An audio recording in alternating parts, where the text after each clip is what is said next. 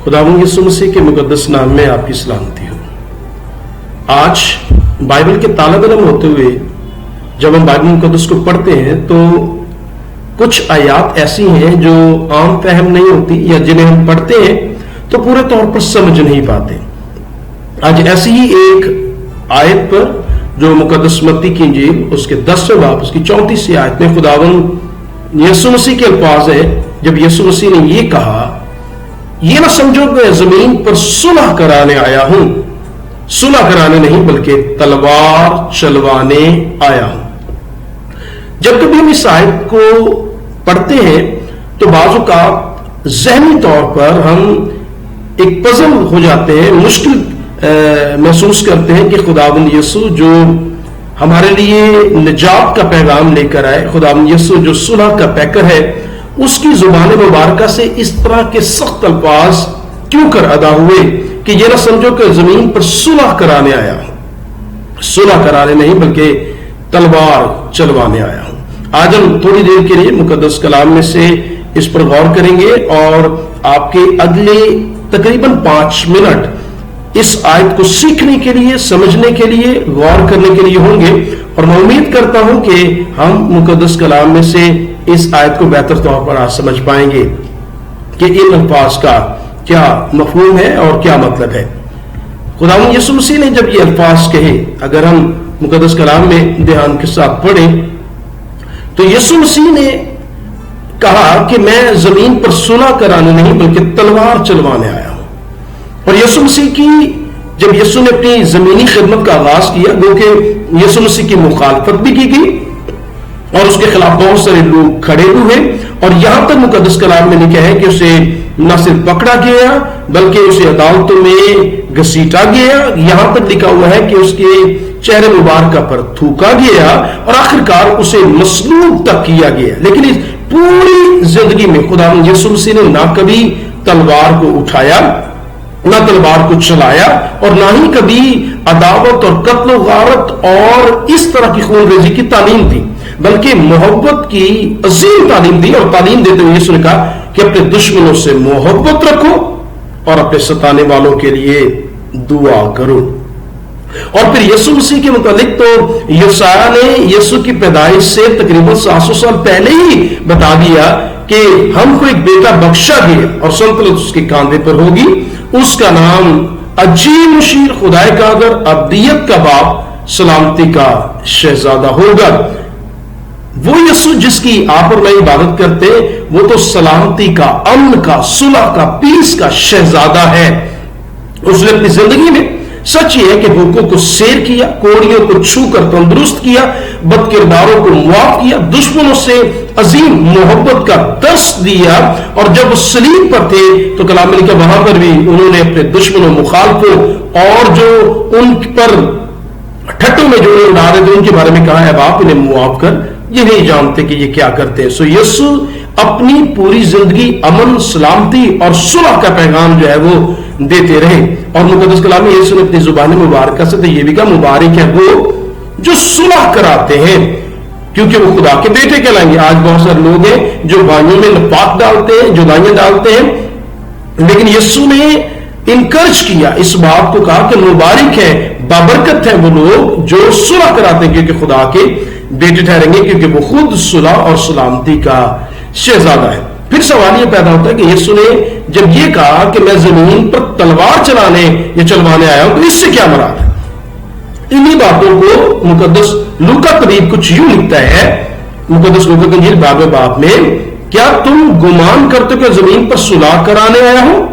मैं तुमसे कहता हूं नहीं, बल्कि जुदाई कराने। अब गौर कीजिए, यीशु के वही अल्फाज जो मुकद्दस मत्ती में मैं सुलह कराने नहीं बल्कि तलवार चलाने आया हूं, अब यहां पर किस तरह बयान किए गए?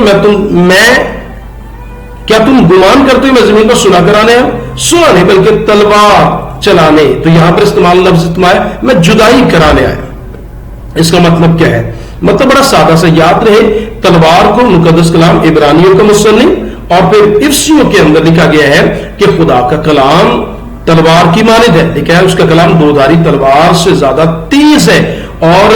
جو کلام ہے بائبل مقدس میں اسے روح کی تلوار بھی جو ہے وہ کہا گیا ہے. سو میں یہ نتیجہ اخذ کرنا چاہ رہا ہوں کہ خدا کا کلام در حقیقت جو جدا کرے گا, جو کاٹ دے گا. اب یہاں پر مطلب یہ ہے کہ ابدی زندگی کا انجیلی پیغام, خوشخبری کا وہ پیغام جس میں یسوع مسیح میں ابدی زندگی دے رہا ہے, اس کے کفارے کا پیغام جو یسوع مسیح اس دنیا میں لے کر آئے. مطلب اس کا یہ ہے کہ یہ وہ جنگ ہے, یہ وہ تلوار ہے جو جدائی پیدا کرتی ہے. مطلب یہ ہے, بات کو سمجھیے گا, جس سے کچھ لوگ دائیں اور کچھ لوگ بائیں ہو جائیں گے. ایک ہی پیغام, کچھ لوگ جو قبول کریں گے وہ دائیں, اور جو سے رد کریں گے, جو سے قبول نہیں کریں گے وہ بائیں طرف ہو جائیں گے. سو یہ تلوار جسمانی یا لفظی طور پر لوگوں کو ہلاک کرنے کا اس کا مفہوم نہیں ہے, بلکہ اس کا مطلب اس پیغام کی طرف ہے, اس کلام کی طرف ہے کہ جسے لوگ قبول کریں گے. اور ایک ہی گھر میں رہتے ہوئے بعض کا کچھ لوگ اسے قبول کریں گے, کچھ لوگ قبول نہیں کریں گے. ایک ہی شہر میں رہتے ہوئے کچھ لوگ قبول کریں گے, کچھ لوگ نہیں کریں گے. ایک ہی ملک میں رہتے ہوئے بہت سے لوگ قبول کریں گے, کچھ نہیں کریں گے. سجدہ حقیقت یہ تلوار اس جدائی کو پیدا کرے گی جس سے کچھ لوگ خداوند کی قربت میں اور کچھ خداوند کی دوری کو جو ہے وہ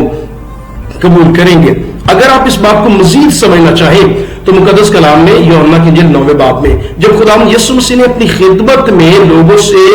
نجات کا پیغام بانٹا تو لکھا پس بعض فریسی, یاد رہے پڑھے لکھے گروہ کی بات ہو رہی ہے,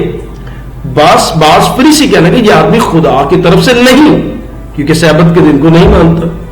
مگر بعض نے کہا کہ گنہگار آدمی کیوں کر ایسے موضوع لگا سکتا ہے, بس ان میں اختلاف ہوا. سو میں یہ کہنا چاہ رہا ہوں, کلام انجیلی پیغام کے سب سے اختلاف پیدا ہوا, جدائی پیدا ہوئی, تلوار چلی, اور اس تلوار نے دو گروپس کریٹ کیے, بنائے, ایک دائیں اور ایک بائیں. ایک وہ جنہوں نے قبول کیا, ایک وہ جنہوں نے انکار کیا. یہ تلوار در حقیقت جدائی کو جو ہے وہ پیدا کرتے. اور یسوع نے کہا میں تلوار چلانے آیا ہوں, میں اب وقت ہے کہ جو خداوند کے نزدیک ہے وہ ایک طرف اور جو دور ہے وہ دوسری طرف جو ہے ہو جائیں گے. اور اسی بات کو آپ مقدس یوحنا کی انجیل 7 باب میں بھی پڑھ سکتے ہیں. اور وہاں ملتا ہے پس بھیڑ میں سے بعض نے یہ باتیں سن کر کہا بے شک یہ وہی نبی ہے, اور انہوں نے کہا یہ مسیح ہے, اور بعض نے کہا کیوں, بس لوگوں میں اس کے سب سے اختلاف پیدا ہو گیا. اور پھر جب شاگردوں نے کلام نے کیا خدمت کا آغاز کیا تو تمام تر یہودیوں نے خداوند یسوع کے جی اٹھنے کی خوشخبری کے پیغام کو قبول نہیں کیا, اسے مسیح قبول نہیں کیا, بلکہ لکھا ہے یہودیوں اور یونانیوں کی دونوں کی ایک بڑی جماعت ایمان لے آئی. اور لکھا ہے مگر نافرمان یہودیوں نے غیر قوموں کے دلوں میں جوش پیدا کر کے ان کو بھائیوں کی طرف سے بدگمان کر دیا, لیکن شہر کے لوگوں میں پھوٹ پڑ گئی, بعض یہودیوں کی طرف ہو گئے اور بعض رسولوں کی طرف. یاد رہے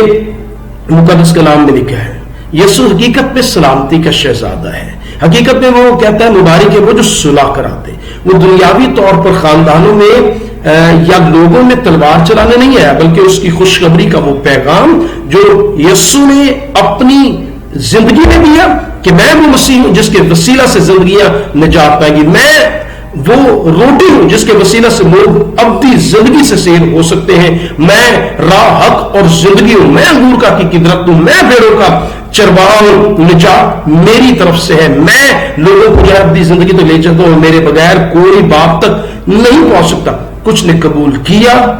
کچھ نے نہیں کیا. اور یہی بات مقدس کلام میں مقدس لوکا کہتا ہے کہ تلوار جدائی پیدا کرتی ہے. اور پھر یسوع نے اسی پیسج کو آگے بڑھا 10 باب 33 متی کی انجیل میں لکھا ہے کیونکہ میں اس لیے آیا کہ آدمی کو اس کے باپ سے اور بیٹی کو اس کی ماں سے اور بہو کو اس کی ساس سے جدا کروں. آدمی کے دشمن اس کے گھر ہی کے لوگ ہوں گے. جو کوئی باپ یا ماں کو مجھ سے زیادہ عزیز رکھتا ہے وہ میرے لائق نہیں, جو کوئی بیٹے یا بیٹی کو مجھ سے زیادہ عزیز رکھتا ہے وہ میرے لائق نہیں, اور جو کوئی اپنی صلیب نہ اٹھائے اور میرے پیچھے نہ چلے وہ بھی میرے لائق نہیں. یاد رہے یہاں پر یہ سوچنا بے وقوفی اور کلام کو سمجھنے کی کمی ہو سکتی ہے اگر ہم یہ سوچتے ہیں کہ یسوع یہاں پر خاندانوں میں جدائی یا خاندانوں میں مسائل کو پیدا کر رہا ہے. یہاں پر جب یہ کہا جا رہا ہے کیونکہ میں اس لیے کہ آدمی کو اس کے باپ سے, بیٹی کو اس کی ماں سے اور بہو کو اس کی ساس سے جدا کروں, در حقیقت کا مطلب خاندانوں میں ناراضگیوں کو پیدا کرنا نہیں ہے, बल्कि बाप को समय नहीं, यीशु उस तालीम से वाकिफ है कि तुम अपने माँ और बाप की इज्जत करना, यूं तेरी उम्र दराज होगी। और फिर पूरे कलाम में यीशु ने जो मोहब्बत का दर्ज दिया, अगर हम लफ्जी तौर पर इसे कबूल करें तो ये कलाम के मुनाफी होगा। दरहकीकत यहाँ पर जिस मौजू को बयान किया जा रहा है वो दरहकीकत यह है कि खुदा हमारी जिंदगी में ये चाहता है कि हम अपनी जिंदगी में अवलियत और अपनी जिंदगी में दर्जा सबसे बढ़कर खुदावंद को दे। याद रहे हमारी जिंदगी में आज भी बाजू का दर्जात होते हैं चीजों के मुताबिक, और बहुत सारे लोगों के नजदीक दौलत, शौहरत, इज्जत, औलाद, घर बार, उनकी सारी तवज्जो उस तरफ रहती है, लेकिन दरहकीकत खुदा हमसे ये चाहता है कि हमारी जिंदगी में सबसे अव्वल और पहला दर्जा जो है वो खुदावंद का हो। लेकिन मैं आपको ये यकीन दिलाना चाहता हूं, यहां पर गो के उस तलवार से जो जुदाई पैदा होती है, तो शायद रास्त और नारास्त का बेहतर तौर पर हम पहचान ना सके। हाँ देखिए तो उनके फलों से पहचान सकते हो, लेकिन मैं आपको ये यकीन जरूर दिलाना चाहता हूं, अगर आज आप उस तलवार से, कलाम की उस वार से हकीकत में दाएं तरफ आ गए, और अगर आपने कलाम को कबूल कर लिया, तो मैं आपको ये बताना चाहता हूं कि वक्त आने वाला है जब सब कौमें उसके हजूर जमा की जाएंगी, तब वो भेड़ों को बकरियों से जुदा करेगा। और वो ऐसी जुदाई होगी, कलाम ने क्या, वो गेहूं को तो खत्ते में जमा करेगा लेकिन भूसे को आग की नजर कर देगा। और अगर आज हम उस तलवार से जुदा होकर दाएं तरफ आ गए, अगर हमने उसे कबूल कर लिया, तो मैं आपको यह भी बताना चाहता हूं कि आज इस दुनिया में कत्ल गारत, मसाइल और अमन की कमी है, और यीशु जमीन पर सुलह कराने, जमीन पर अमन पैदा करने उस तनाजुर में नहीं आया, बल्कि वो अपने कलाम की तलवार से लोगों को खुदा की कुर्बत में, और जिस सुलह की वहां पर बात की जा रही है वो दुनिया की सुलह नहीं बल्कि इंसान की और खुदा की सुलह की बात जो है वो की जा रही है। लेकिन अगर हम खुदा के साथ सुलह करें तो फिर एक अमन की बादशाही, जो आपको पता है कि एक वक्त आएगा जब हम यीशु आलम बाला से जाहिर होगा और मालबे बाला पर उठाए जाएंगे, और फिर 1000 बरस वहां पर हम जीते रहेंगे और फिर हमें जमीन पर वापस आना है। तो मैं ये ईमान रखता हूं कलाम मुकद्दस के मुताबिक कि फिर वो बाकिया, वो बात तो पूरी होगी, बस भेड़ या बर्रा, पर भेड़िया बर्रा के साथ रहेगा और चीता बकरी के बच्चे के साथ बैठेगा, और बछड़ा और शेर बच्चा और पला हुआ बैल मिलजुल कर रहेंगे, और नन्हा बच्चा उनकी पेशरोई करेगा। आइए यीशु मसीह पर ईमान लाएं, आइए इस बात पर इत्तेकाद रखें कि अगर आज खुशखबरी के पैगाम को कि यीशु मसीह दरहकीकत हमारे लिए मुआ, दफन हुआ और मुर्दों में से जिंदा हुआ, अगर आज हम उस खुशखबरी को सुन लें, कबूल कर लें, वक्त आएगा कि हम ना सिर्फ आलम बाला पर लोगों से जुदा करके उठाए जाएंगे, बल्कि उस हकीकी अमन और पुरसकून जगह को भी देखेंगे, और फिर से जहां से हम निकाले गए, जहां से हम टूटे, वहीं पर बहाल होंगे और उस हकीकी अदन को फिर से देखेंगे। काश हम यीशु पर ईमान लाकर हमेशा की जिंदगी पाए और कलाम की गहरी बातों को समझे कि यीशु दुनिया पर तलवार चलाने आया, मतलब अपने कलाम की कुदरत और खुशखबरी के पैगाम से जुदाई के जो रास्त हैं वो रास्त और जो नारास्त हैं वो नारास्त तरफ हो जाए, और फिर वक्त आएगा वो गेहूं को तो खत्ते में जमा करेगा लेकिन भूसे को आग की नजर करेगा। काश हम खुदा की कलाम को समझें और उसके वसीला से बरकत पा सके। खुदा हम सब के साथ हो और हमें कसरत के साथ बरकत दे।